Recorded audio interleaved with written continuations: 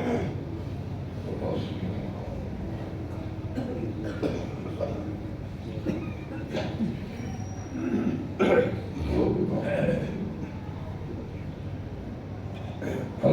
لله نحمده ونستعينه ونستغفره ونؤمن به ونتوكل عليه ونعوذ بالله من شرور أنفسنا ومن سيئات أعمالنا من يهده الله فلا مضل له ومن يضلله فلا هادي له واشهد ان لا اله الا الله واشهد ان محمدا عبده ورسوله اللهم صل على محمد وعلى ال محمد كما صليت على ابراهيم وعلى ال ابراهيم انك حميد مجيد اللهم بارك على محمد وعلى آل محمد كما باركت على إبراهيم وعلى آل إبراهيم إنك حميد مجيد أما بعد فإن خير الحديث كتاب الله وخير الهدي هدي محمد صلى الله تعالى عليه وآله وسلم وشر الأمور محدثاتها وكل محدثة بدعة وكل بدعة ضلالة وكل ضلالة في النار والذين يكنزون الذهب والفضة ولا ينفقونها في سبيل الله فبشرهم بعذاب أليم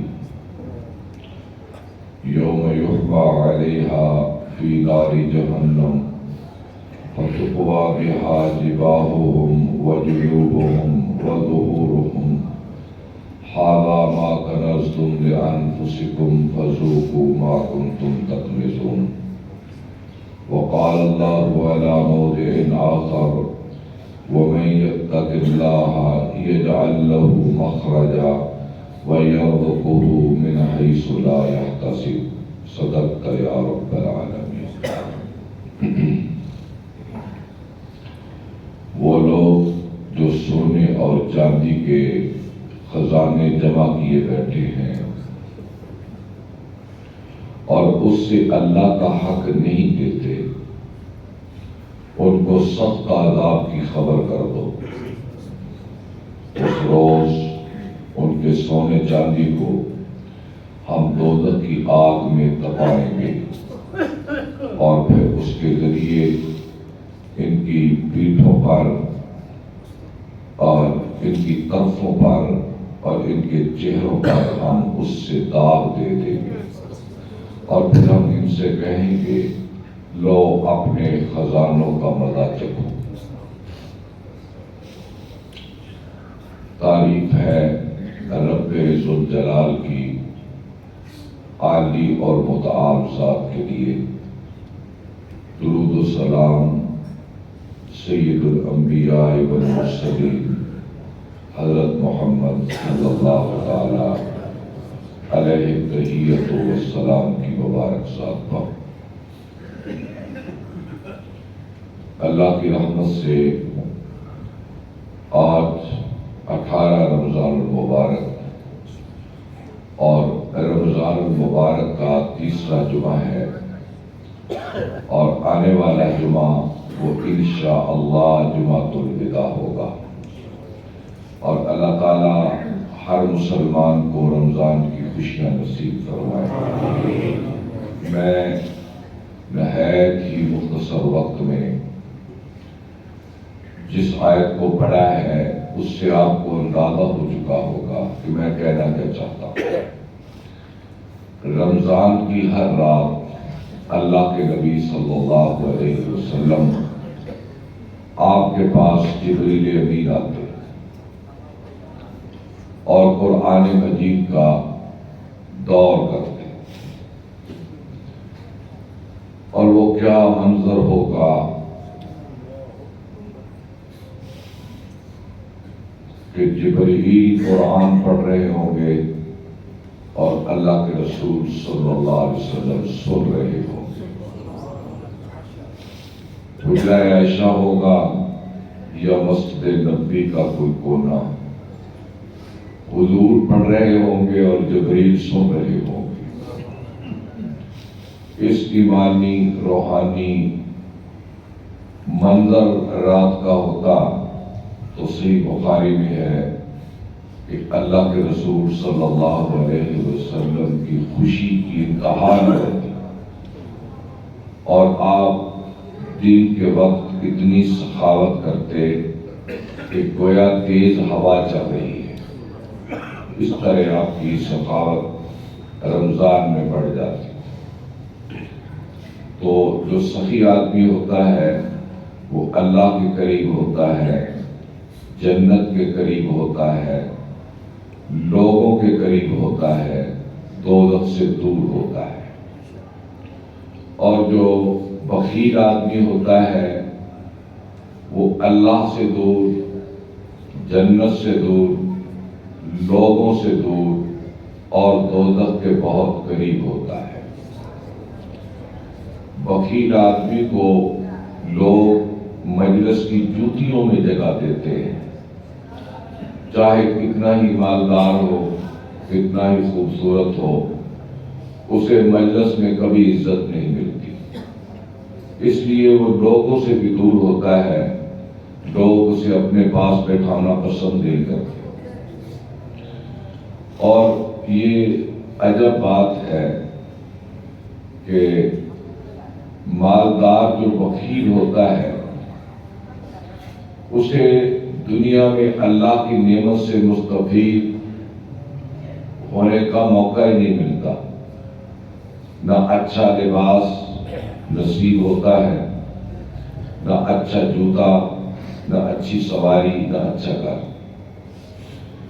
دنیا میں بھی وہ اسی طرح گرا پڑا زندگی گزارتا ہے. لیکن حال یہ ہے کہ دنیا میں اس کی زندگی غریبوں کی طرح ہوتی ہے اور قیامت کے دن اس کو حساب تو مالداروں کی طرح دینا پڑے گا. ہاں بھائی، وہ کہاں تھا جس کی تم زکوٰۃ بھی نہیں دیتے تھے؟ دنیا قحط میں مر رہی تھی تو اسے چھپا کر بیٹھا ہوا تھا. دنیا سیلاب سے غرق ہو رہی تھی اور تم نے اپنے گن گن کے سنبھال کے رکھتا تھا، تو اس کا حساب ہے. اچھا، بخیل آدمی بھی عجیب ہے کہ جو اس کے پاس مال ہے اس کا حساب تو اسے قیامت کے دن دینا پڑے گا.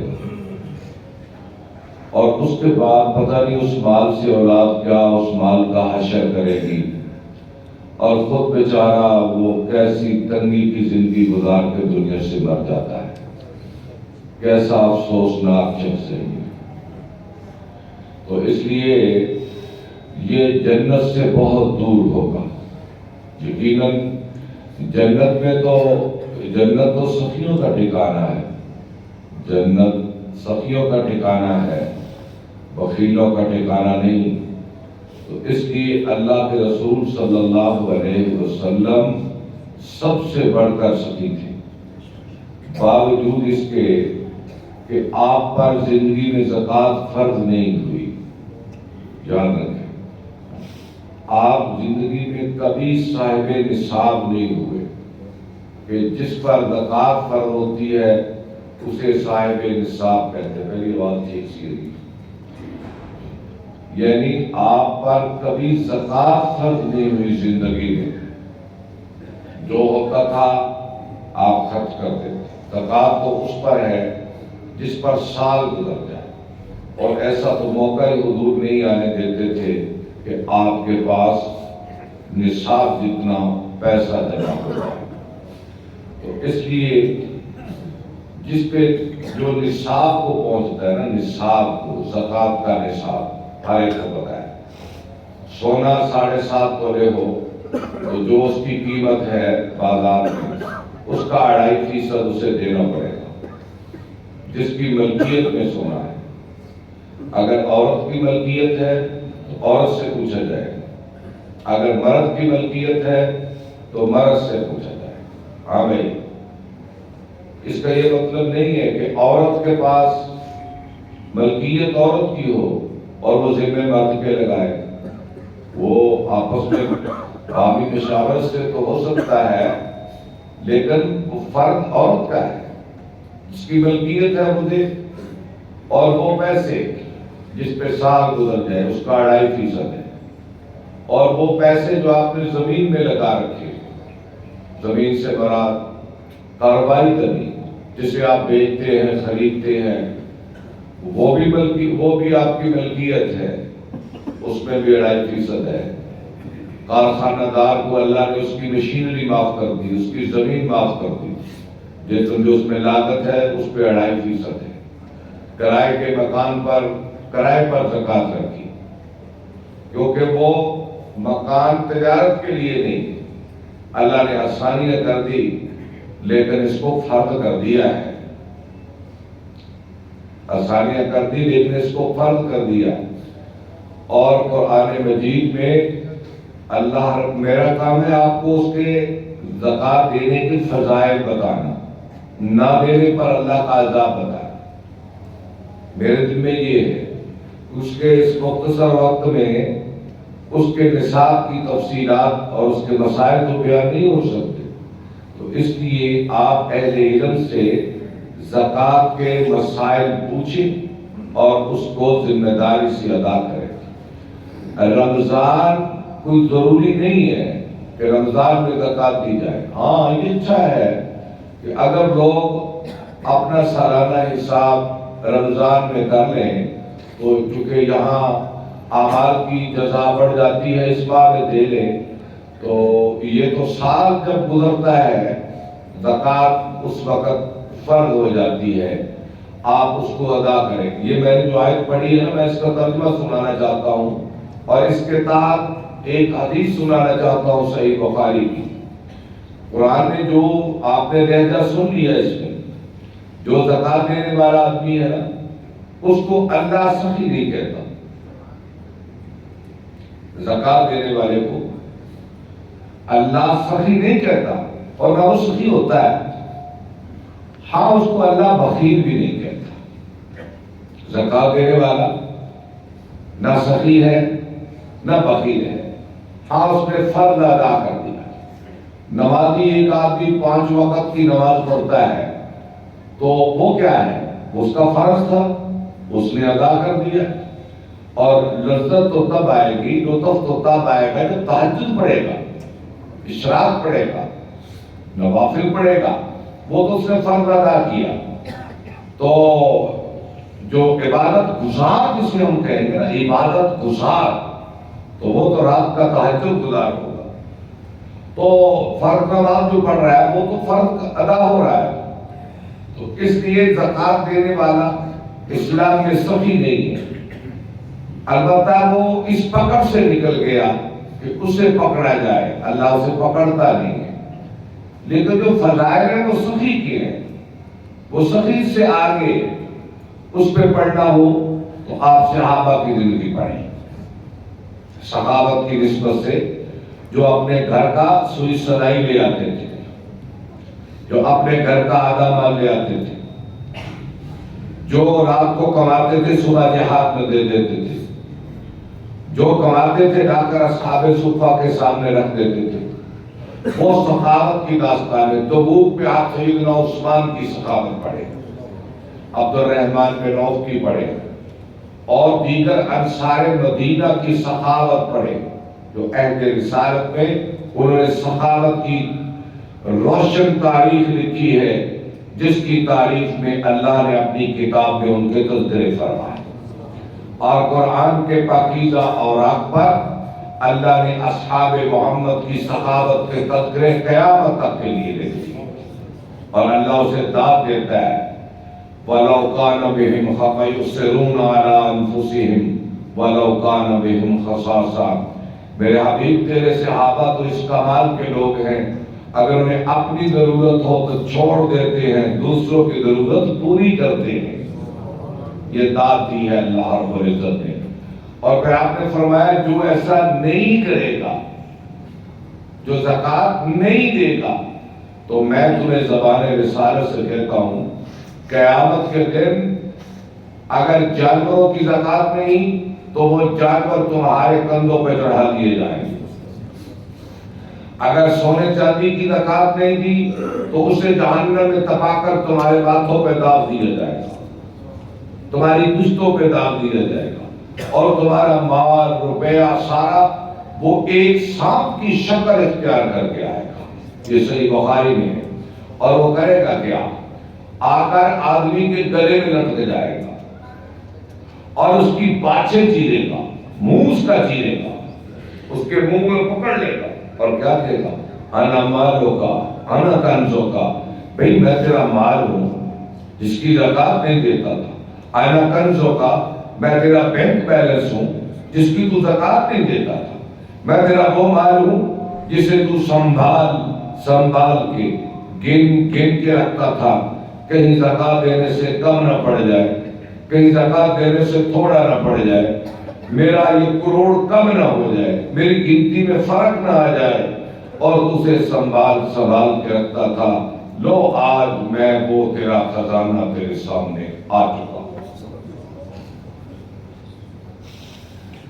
اور میرے بھائیوں، اگر آج بھی سب صاحب نصاب لوگ زکوٰۃ دیں پورے احتیاط سے، حلال روزی کما کر، تو میں رب اکبر کی قسم اٹھا کر کہتا ہوں، اور آپ اپنی زکوٰۃ کو حقداروں تک پہنچاؤ، تو یہ غربت کا معیار نہیں رہ سکتا جو آج ہمارے معاشرے میں۔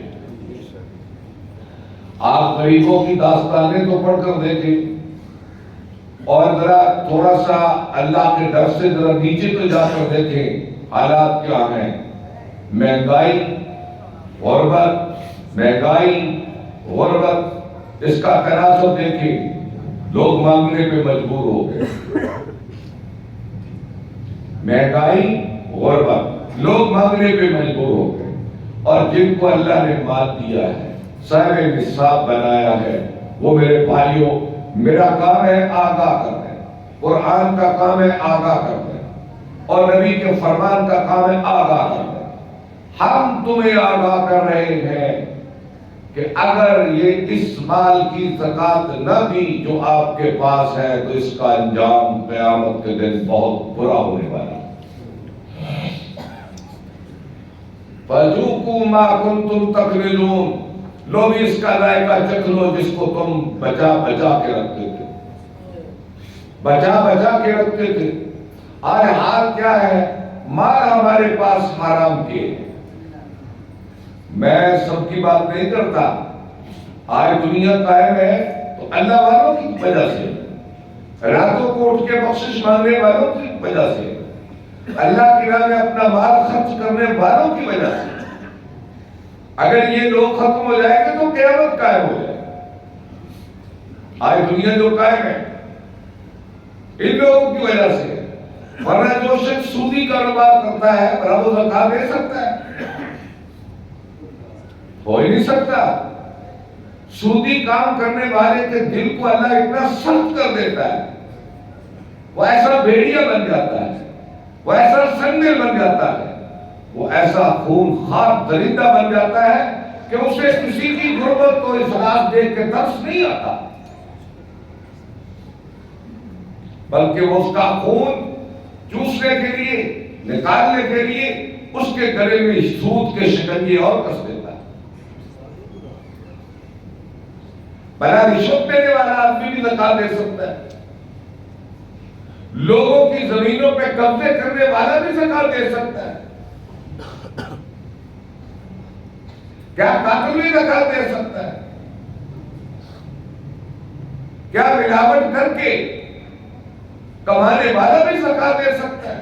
ہاں، وہ وہاں خرچ کرے گا جہاں نام و نمود کا مسئلہ ہو، جہاں شہرت کا مسئلہ ہو، یا ووٹ لینے کا مسئلہ ہوگا، یا ذاتی پذیرائی کا مسئلہ ہوگا، یا ذاتی شہرت کا مسئلہ ہوگا یا ذاتی نفع کا مسئلہ ہوگا، یہ جو حرام مال والا ہے اپنا مال وہاں دکھا دکھا کر ضرور خرچ کرے گا،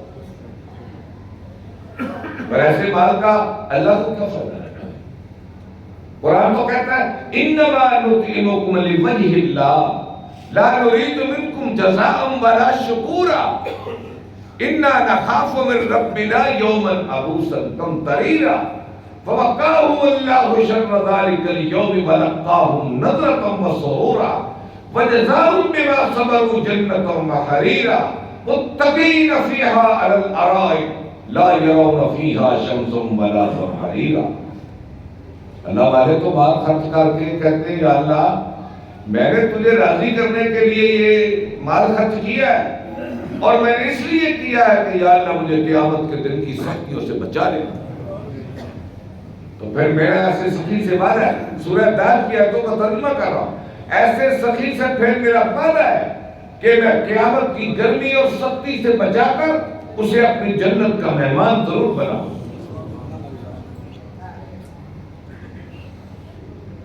اور ہمارا حال کیا ہے؟ اَرَضِيتُم بِالْحَيَاةِ الدُّنْيَا فَمَا مَتَاعُ الْحَيَاةِ الدُّنْيَا فِي الْآخِرَةِ، کہ ہم دنیا کی تھوڑی سی زندگی پہ راضی ہو گئے، ہم یہ تھوڑی سی زندگی، ایک گاڑی، ایک گھر، تھوڑی سی زمین، تھوڑے سے پیسے، تجارت، اولاد، بیوی، بچے، خاندان، ہم اس پہ راضی ہو گئے۔ سورہ توبہ اللہ کی ذات فرماتے ہیں ان کی اوقات، ان کی حیثیت آخرت کے مقابلے میں ہے کیا؟ اللہ قلیل، اتنی سی۔ یہ دنیا کا گھر دھوکے کا گھر، یہ مکڑی کا جال ہے، یہ مکھی کا پر ہے، اس کی اوقات کیا؟ دیکھ لے، میں اپنی ذات پہ غور کرتا ہوں، اللہ کل بچے تھے، شادی ہوئی، بچے ہوئے، اب ان کی شادیوں کے مسئلے، 60 سال عمر ہو گئی، 2 4 10 سال پتہ نہیں کب کب، یہ ہے زندگی۔ کیا ہوا، کیا کیا، کیا کھویا، کیا پایا، کیا مار کا سر انجام دیا؟ او بھئی کبھی بیماری، کبھی بڑھاپا، کبھی غربت، کبھی موتیں، کبھی آزمائشیں، کبھی مصیبتیں، کبھی والدین کی وفات، کبھی بھائیوں کی، کبھی بیٹوں کی، کبھی بہنوں کی۔ یہ جنازے کیا ہم سب آپ اٹھاتے نہیں ہیں؟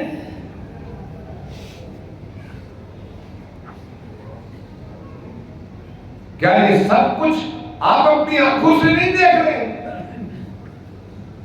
آنکھ کھولی تو ماں فوت ہو گئی، آنکھ کھولی تو باپ فوت ہو گیا، یتیمی کے دن گزارے۔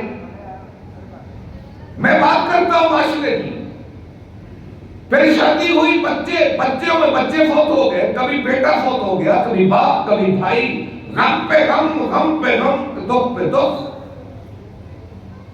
کبھی کسی کا جنازہ اٹھا رہے ہیں، کبھی کسی کا، پھر بڑھاپا آ گیا، کمر جھک گئی۔ اَرَضِيتُم بِالْحَيَاةِ الدُّنْيَا، اور لوگوں اس زندگی پہ راضی ہو گئے، اس کی اوقات کو آخرت کے مقابلے میں کچھ بھی نہیں ہے۔ جہاں کی جوانی بڑھاپے میں بدلی، میرے جملوں پہ غور کریں، دنیا کی جوانی بڑھاپے میں بدلی اور دنیا کا بڑھاپا موت میں بدلا۔ اور جس جنت کی میں تمہیں بات بتا رہا ہوں، اللہ کی ذات کہتی ہے وہاں ایسی جوانی جس کو کبھی بڑھاپا نہیں، وہاں ایسی تندرستی جسے کبھی بیماری نہیں، ایسی زندگی جسے ختم نہیں ہونا۔ وہاں بیماری تو درکنار، کبھی سر بھی بھاری نہیں ہوگا، جس کے لمبے لمبے سائے ختم نہ ہونے والے، جس کے پھل ہمیشہ، جس کی جوانی ہمیشہ، جس کی صحت ہمیشہ، جہاں تم اللہ کو دیکھو گے، اللہ کے محبوب کو دیکھو گے، جنت الفردوس کو دیکھو گے، जन्नत की दूध और शहद की नहरें देखोगे, सोने और चांदी का मकान देखोगे, और जहां मौत को ज़िबा कर दिया जाएगा किसी में फिर मौत नहीं आएगी। ओहो, इस दुनिया के मुकाबले में थोड़ी सी जिंदगी पे राजी हो गए। सूरह तौबा पढ़ करते, और जब हम इस पे राजी हो गए तो हमारी कोशिश का मैदान भी तो फिर यही बन गया। आप देखिए हमारा ओढ़ना बिछोना ये सुबह से शाम तक, शाम से सुबह तक, हमारे दिमाग के ताने बाने, हमारे जिस्म का खर्च होना या तिजारत पे है या ज़राअत पे है या कारोबार पे है, और हमारी जिंदगी में कभी शामिल ही नहीं है कि मैं खुदा की जन्नत में भी जाऊं और उसकी दोज़ख से भी बचना है, और अपनी कब्र की तन्हाई से भी बचना है। अगर है तो मुझे बता दे, इसकी सारी हैसियत भी नहीं है।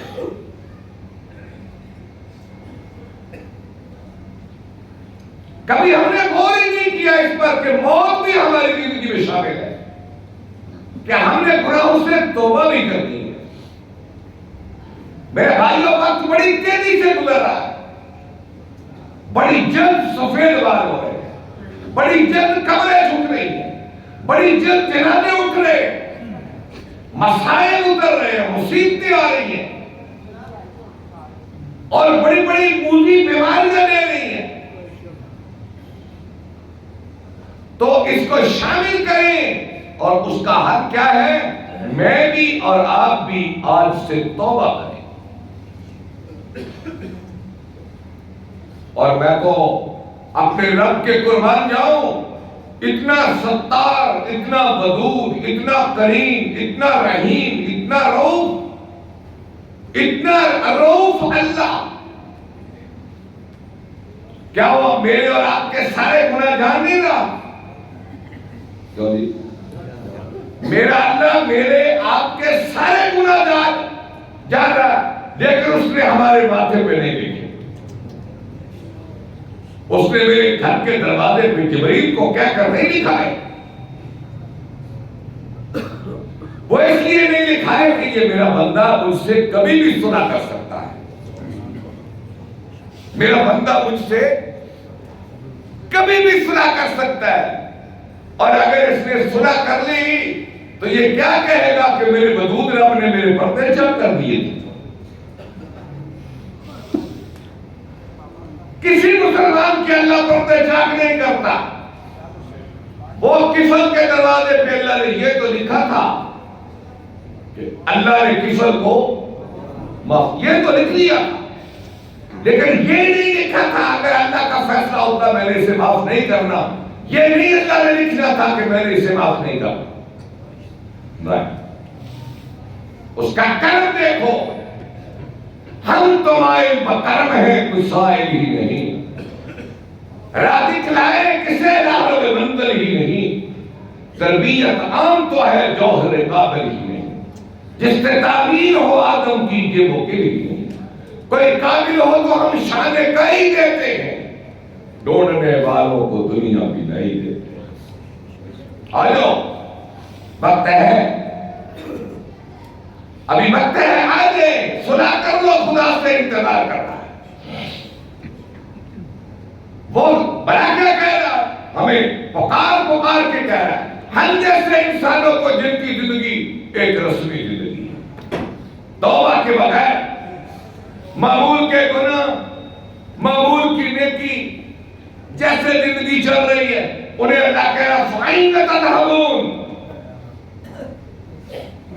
फाइन तदहबून, इन हुवा इल्ला ज़िक्रुन लिल आलमीन, लिमन शाअ मिनकुम अन यस्तकीम, वमा तशाऊन इल्ला अन यशा अल्लाहु रब्बुल आलमीन। और मेरे बंदों कहां जा रहे हैं? जैसे मैं खड़ा हूं, मैं को भी मेरे बात करना है, तो आप एक एक करके निकल जाए, या निकल रहे हो तो मैं कहूं भाई कहां जा रहे हैं? आप मेरे दिल का अंदाजा करते हैं मेरे दिल के अंदर काम कितना है कि यार मेरी बात ही नहीं सुनते। اور مجھے ان سے غرض بھی کوئی نہیں، کوئی لالچ بھی مجھے نہیں، میری بات بھی نہیں سنتے۔ اللہ کہتا فَأَيْنَ تَذْهَبُونَ، اور لوگوں مجھ سے دور کیوں جا رہے اور کہاں جا رہے ہو؟ یا ایھا الانسان ما غرک بربک الکریم الذی خلقک فسواک فعدلک فی ای صورت ما شاء رکبک۔ اے انسان، تجھے میرے بارے میں کس نے یہ دھوکہ دے دیا کہ اللہ کچھ نہیں کر سکتا؟ یہ تجھے کس نے دے دیا؟ میرے بارے میں دھوکے میں کس نے ڈال دیا؟ الذی خلقک، جس نے تجھے پیدا کیا،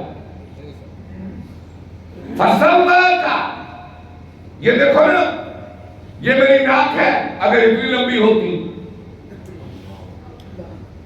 یہ میرا کان ہے، ایک یہاں تک ہوتا، ایک یہاں تک ہوتا، آنکھیں میری یہاں ہوتی۔ اللہ کہتا ہے فتبارک اللہ احسن الخالقین، اے میرے بندے، میں نے بڑے مناسب تیرے جسم کے اعضاء جگہ جگہ پہ لگائے ہیں۔ میرے بارے میں دھوکے میں تجھے کس نے ڈال دیا کہ اللہ کچھ نہیں کر سکتا؟ اللہ کچھ بنا نہیں سکتا؟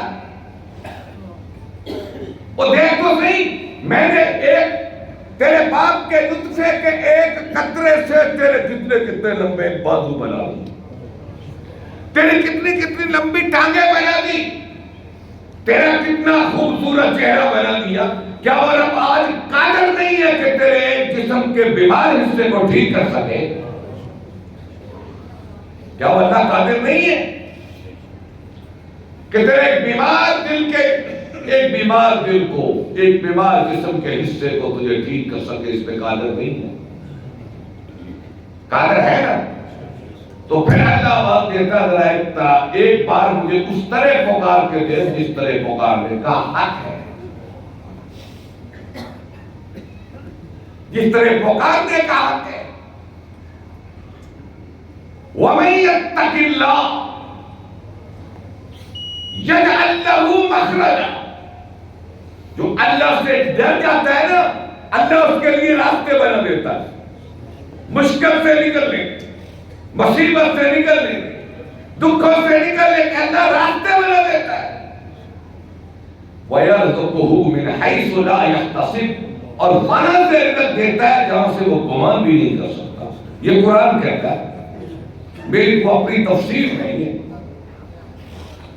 تو دو چیزیں نہیں نا۔ اچھا، اب جہاں اللہ سے ڈر کیا ہے، جو اللہ سے ڈر گیا، اللہ اسے روزی بھی بڑی وسیع دیتا ہے، اسے مصیبتوں سے بھی نکال دیتا ہے۔ یہ اللہ کا ڈر کیا ہے؟ جب روزی کے معاملے میں ہوگا تو اللہ کا ڈر یہ ہوگا کہ اللہ سے ڈر کر حلال کما۔ آج راتوں رات امیر ہونے کے جذبے نے انسان صبر نہیں کر سکتا، نہیں میں نے اس مہینے میں اتنے پیسے کمانے، وہ صبر ہی نہیں کرتا۔ جب وہ صبر نہیں کرتا، جلد باز ہوتا ہے تو کیا کرتا ہے؟ پھر خرابیاں کرتا ہے۔ آپ نے فرمایا کوئی شخص اس وقت تک مر نہیں سکتا جب تک اپنے حصے کی روزی کھا نہ لے گا۔ اس لیے تم روزی کمانے میں جلدی نہ کرو، یعنی حلال کمانے، حرام کمانے کے لیے جلدی نہ کرو۔ حرام کا راستہ چھوڑ دو، حلال بدیر آئے درست آئے، تھوڑی سی دیر سے آئے گا لیکن ٹھیک آئے گا، انتظار کرو۔ والصابرین والصابرات والقانتین والقانتات کا یہ ترجمہ ہے، صبر کے روزی کے معاملے میں کھڑا رہنے والا۔ ہم تو راتوں رات اور ایسے بھیانک جرائم میں ہمارے، آپ دیکھیں یہ اجرتی قاتل کیوں پھرتے ہیں؟ یہ کرائے کے قاتل 2-4 لاکھ روپے میں انسان کی جان لے لیتے ہیں، اور اس کے پیچھے جذبہ کیا تھا؟ جلدی جلدی پیسے آنے چاہیے۔ یہ رازن، یہ ڈکیت، یہ ڈاکو جو راستوں میں عزت بھی لوٹتے ہیں، دولت بھی لوٹتے ہیں، ان کے پیچھے جذبہ کیا ہوتا ہے؟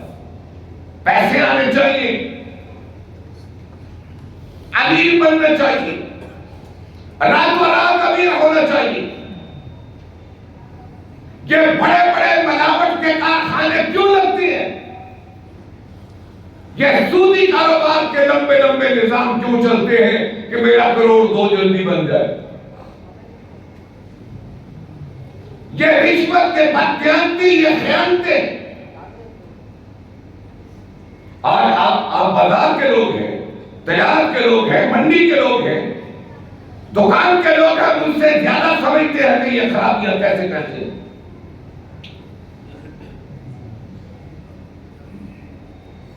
تو یہ کیا ہوا؟ اللہ کہتا ہے وَمَن يَتَّقِ اللَّهَ، تو ڈر کے دیکھ، میں وہاں سے رزق دوں گا جہاں سے گمان بھی نہیں ہوگا۔ ڈر کے دیکھ، اللہ روزی دیتا ہے۔ کیا سب لوگ حرام ذریعے سے مالدار ہوئے؟ اور حضرت عثمان مکے سے مدینے کیا لے کے آئے تھے؟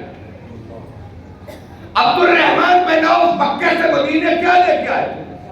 پہلے دن منڈی میں کھجوروں کی گٹھڑیاں لے کے بیچنا شروع کی، اللہ نے برکت دی اور انبار کے انبار لگا دی۔ ڈر کے دیکھ، اللہ اولاد کو لائق پیدا کر دے۔ ڈر کے دیکھ، اللہ اولاد کو فرما بردار بنا دے گا۔ ڈر کے روزی کما، اللہ بیماریوں سے بچا دے گا۔ ڈر کے روزی کما، اللہ آزمائشوں سے بچا دے گا۔ ڈر کے روزی کما، اللہ مصیبتوں سے بچا دے گا۔ اللہ مقدموں سے بچا دے گا۔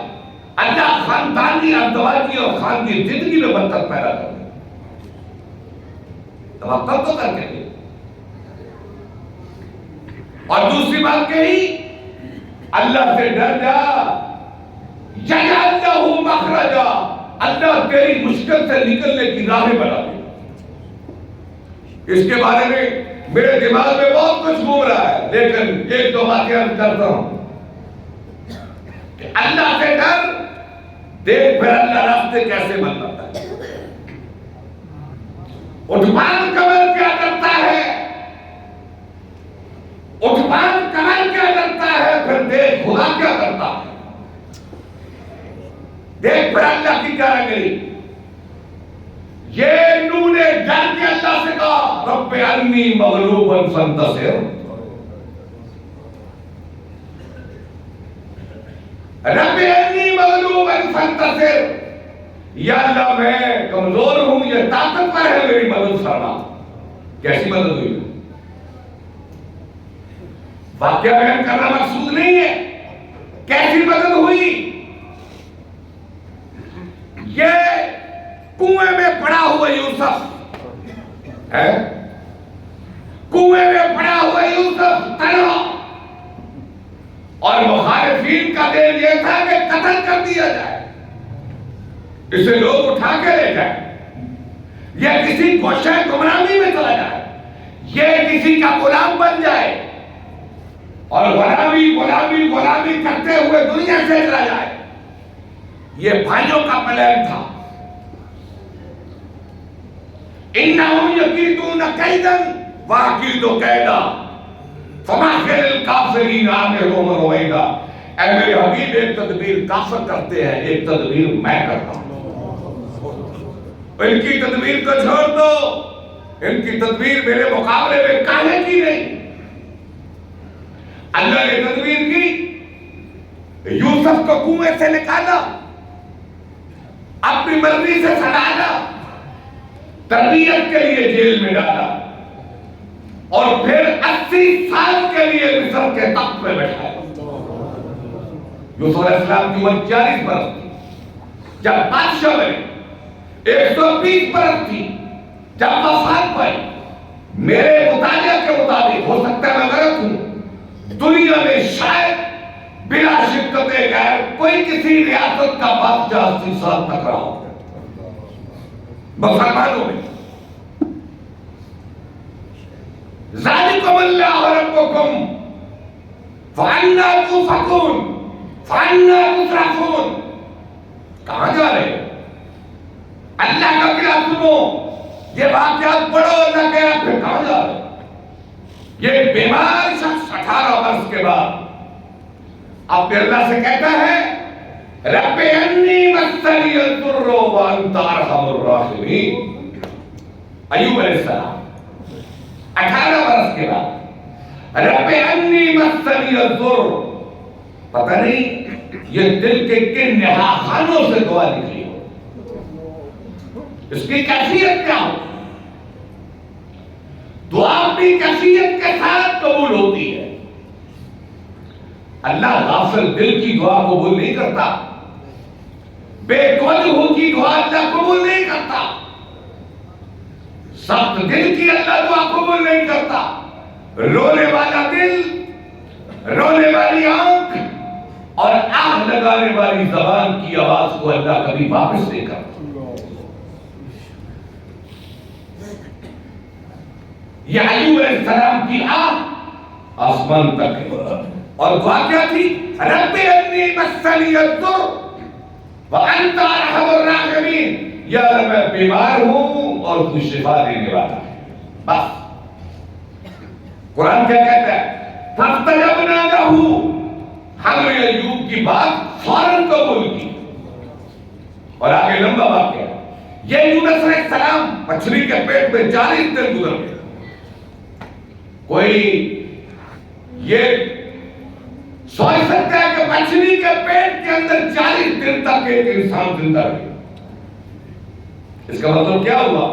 میرا اللہ ہر جگہ ہے, میرا اللہ ہر چیز کو دیکھ رہا ہے, میرے اللہ کے علم سے کوئی چیز غائب نہیں, میرے اللہ کی نظر سے کوئی چیز اوجھل نہیں.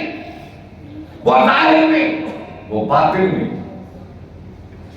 وہ عالم الغیب, وہ عالم الشہادہ, اندر کی بات جانے.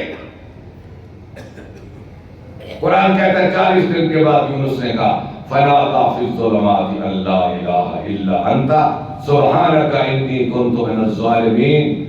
آگے اللہ فرماتا ہے فاستجبنا له ونجیناہ من الغم وكذلك ننجی المؤمنین. میرے یونس نے رو کے آواز دی, ہم نے بات سنی, اور 40 دن کے بعد ہم نے انہیں مچھلی کے پیٹ سے سلامت باہر نکالا. وَكَذَلِكَ نُنْجِي الْمُؤْمِنِينَ. ہم اپنے اہل ایمان بندوں کو اسی طرح مصیبتوں سے نکالتے ہیں. مثالیں موجود ہیں ہمارے سامنے, واقعات موجود ہیں. یہ موسیٰ علیہ السلام کلثم کے کنارے پہ کھڑے ہیں. کلثم کا کنارہ بنی اسرائیل ہم جیسے بزدل, اور فرعون پیچھے چڑھا ہوا ہے. کہتے ہیں موسیٰ کیا بنے گا, کیا بنے گا, کیا بنے گا, کیا بنے گا. تو موسیٰ علیہ السلام نے کیا کہا؟ کَلَّا إِنَّ مَعِیَ رَبِّی سَیَہْدِینِ. ہائے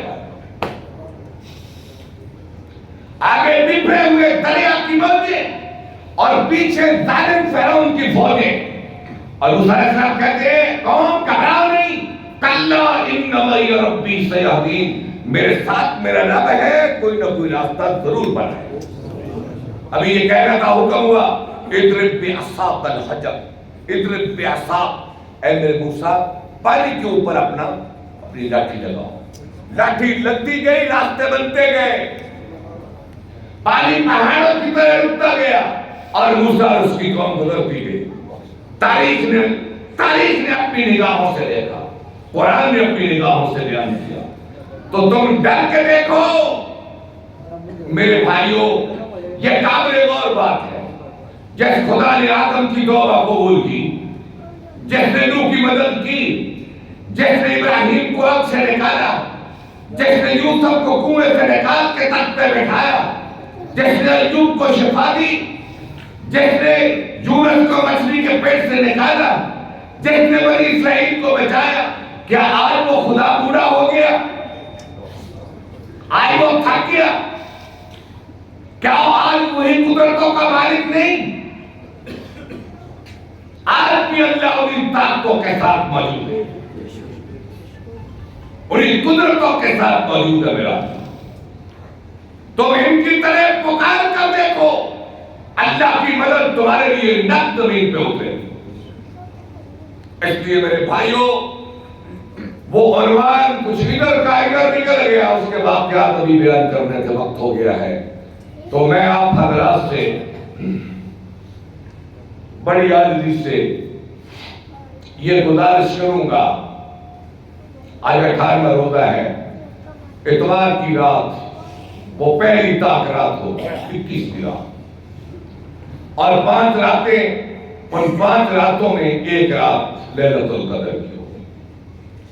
اور یہ وہ رات ہے جس کا قرآن نے ذکر کیا، اللہ کے نبی نے ذکر کیا، جس کا اہتمام کرنا، جس کا جاگنا، جس کی عبادت صحابہ نے کی، اللہ کے رسول نے کی، قرآن نے بتایا. اس کی طرف ہماری توجہ نہیں آتی. وہ راتیں جن کا ذکر نہیں ہے، شب برات، معراج کی رات، اور راتیں جو اللہ رسول سے ثابت نہیں، ان میں ہماری کوشش دیتی ہے. ہمارا جاگنا، قبرستانوں میں جانا، چراغاں کرنا، دیگیں پکانا، مسجدوں میں آنا، میرے بھائیوں اصل یہ رات ہے. اور بڑے افسوس سے کہوں گا کہ اس رات مسجدیں خالی ہوتی ہیں، مسجدیں ویران ہوتی ہیں، مسجدیں مرثیہ خان ہوتی ہیں کہ کوئی تو آئے. یہ لیلۃ القدر کی رات ہے، یہ طاق رات ہے، کوئی تو آئے اور آ کر اپنے اللہ سے سنا کر لے. میرے بھائیوں میں ہاتھ جوڑتا ہوں آپ کے سامنے، جوانوں سے، بوڑھوں سے، بچوں سے، کہ اپنے اپنے محلے کی مسجد میں ضرور جائیں. عورتیں بھی جائیں، مرد بھی جائیں، گھر سے صدقہ کر کے نکلیں اور پوری رات اپنے خدا کے سامنے سجدے میں پڑھ کر اپنی پچھلی زندگی کی خدا سے معافی مانگیں.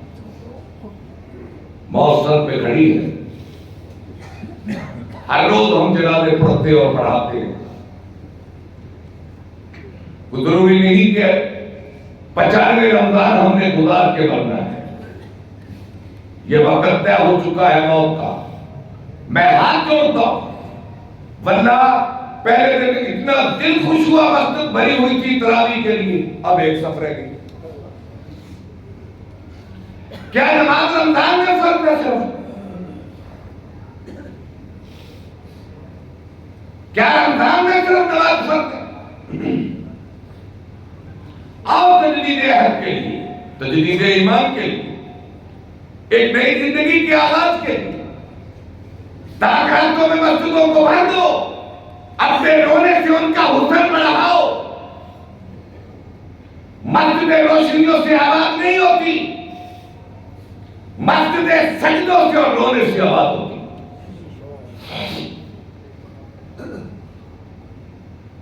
گھروں میں مت سوئیں، یہ قیمتی لمحات ہے، قیمتی لمحات. آگے مسجدیں بھر دیں، کوئی فائدہ نہیں گھروں میں سونے کا. یہ دکھوں کا گھر ہے، یہ مصیبتوں کا گھر ہے. اللہ کی قسم، اللہ سے لو لگا کے دیکھو، اگر لذت نہ آئے تو مجھے کہو.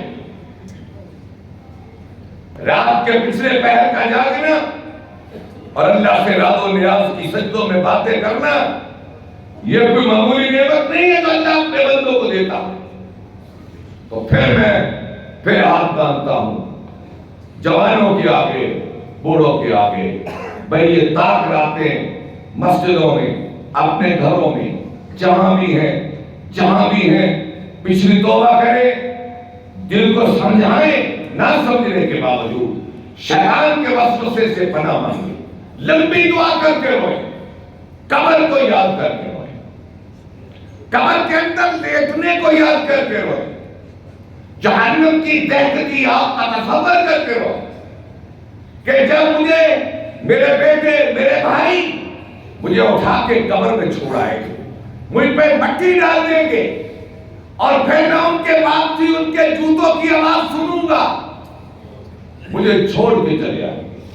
ہمارے متعلق مشہور تھا، میرے متعلق قوم میں کہ ان کی والدہ فوت ہوئی ہے، یہ اپنی والدہ کی قبر پہ جاتے ہیں. میں مولوی ہوں، خطیب ہوں، دین کو جانتا ہوں. یہ 2 سال رہا، لیکن اللہ کی قسم اب مجھے اپنی ماں کی قبر بھی یاد ہے.